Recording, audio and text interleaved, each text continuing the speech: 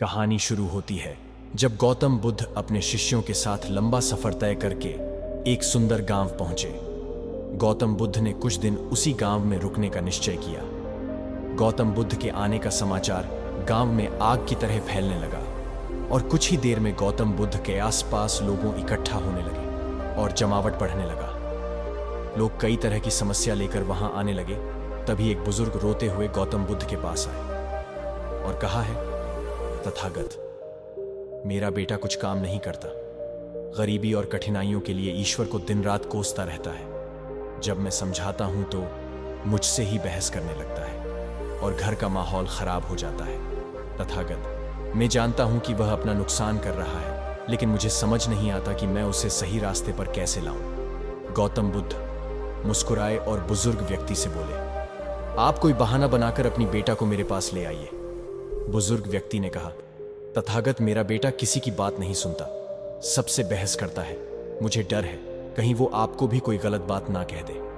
बुद्ध मुस्कुराए और बोले, चिंता मत करो, तुम बस उससे कहना कि मैं उसकी सारी समस्याओं का समाधान कर दूंगा। गौतम बुद्ध की बात सुनकर कुछ लोग बुजुर्ग के साथ उसके बेटे को बुलाने के लिए चल पड़े। दोपहर का समय था। लड़का अपने कमरे में सो रहा था।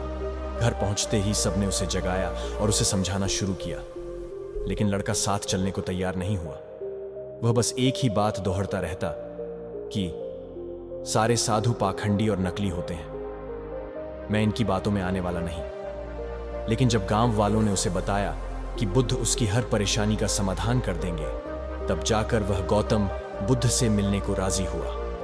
अपने बेटे को लेकर जब बुजुर्ग व्यक्ति ने गौतम बुद्ध के पास पहुंचे तो लड़का बुद्ध को उल्टा बोलने लगा, किस बात के लिए आपने मुझे यहां बुलाया? अगर आप यह चाहते हो कि मैं ईश्वर को कोसना बंद कर दूं, तो मैं ऐसा कभी नहीं करूंगा, क्योंकि ईश्वर ने मुझे इस बेकार शरीर के अलावा दिया ही क्या है। धन जो शरीर के लिए जरूरी है वह तो मुझे मिला ही नहीं। अगर आप मेरी धन की समस्या खत्म कर सके तो ठीक है, नहीं तो अपना बेरिया बिस्तर समेटिए और आगे बढ़िए।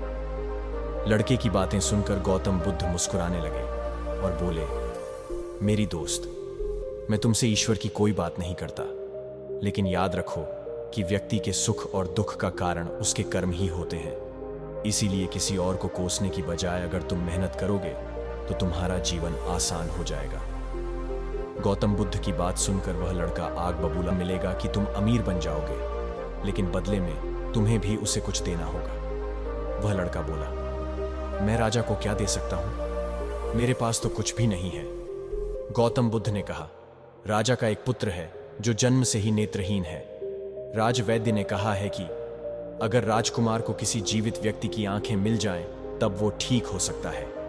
अगर तुम अपनी दोनों आंखें राजकुमार को दे दो तो राजा तुम्हें तुम्हारी वजन के बराबर सोने के सिक्के देंगे, फिर तुम अपना जीवन आराम से बिता सकते हो। ये सुनते ही डर के कारण लड़के ने आंखों पर हाथ रख ली और जोर से कहा, ये आप क्या बोल रहे हैं? जीते जी कोई अपनी आंखें कैसे दे सकता है? कोई कितना भी धन क्यों ना दे, मैं अपनी आंखें नहीं दे सकता।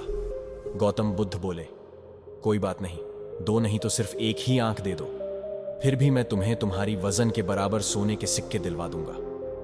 वह लड़का फिर जमकर बोला, आप यह कैसी बातें कर रहे हैं? मुझे सोने का चाहे जितने सिक्के मिल जाए, मैं अपनी एक भी आंख नहीं दे सकता। मेरी आंखें अनमोल हैं। गौतम बुद्ध ने कहा, अगर तुमको और धन चाहिए तो बोलो, राजा मना नहीं करेगा। तो लड़का बोला, मेरी आंखें अमूल्य हैं, कृपया आप यह कहना बंद कर दें।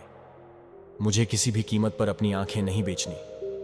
लड़के की बात सुनकर गौतम बुद्ध ने कहा, मेरे प्यारे दोस्त, अभी कुछ समय पहले ही तुम अपने शरीर को बेकार कह के कोस रहे थे और अब तुम कह रहे हो कि तुम्हारी आंखें अनमोल हैं। आंखें तुम्हारी शरीर का छोटा सा हिस्सा है। अगर तुम्हारी आंखें अनमोल है तो तुम्हारा शरीर कैसे बेकार हो सकता है? अगर शरीर तुम्हें अनमोल लगता है तो तुम्हारी बुद्धि की क्या कीमत है?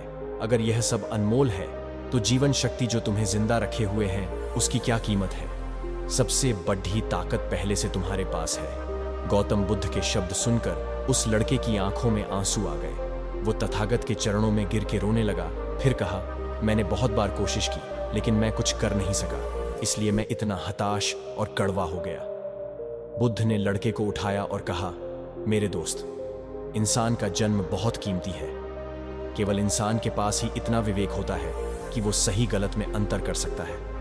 ताकतवर पशु पक्षियों में भी यह स्वतंत्रता नहीं है। इसलिए अपने शब्दों की ताकत को पहचानो और किस्मत को कोसना बंद करो। जब सर पर परेशानी आती है तो हम सब नकारात्मक हो जाते हैं और भूल जाते हैं कि हमारे पास कितनी सारी कीमती योग्यताएं हैं।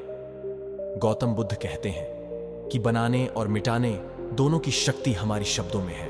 जब शब्द सच्चाई और दया से भरे होते हैं तो पूरी दुनिया को बदल सकते हैं। इसीलिए गौतम बुद्ध आगे कहते हैं कि अपनी जुबान को अच्छे शब्द सिखाओ, अपने मन को अच्छे विचार सिखाओ, आंख, कान, नाक सबको प्रशिक्षित करो। इंद्रियां बहुत अच्छी दोस्त बन सकती हैं।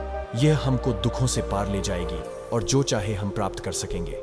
यह सब हम ध्यान, योग, प्राणायाम, विपश्यना से सीख सकते हैं। उम्मीद करते हैं आपको हमारी गौतम बुद्ध की प्रेरणादायक कहानी पसंद आई होगी। आप हमें ऐसा ही प्यार देते रहें और चैनल को लाइक और सब्सक्राइब करें और दोस्तों को शेयर करें। धन्यवाद।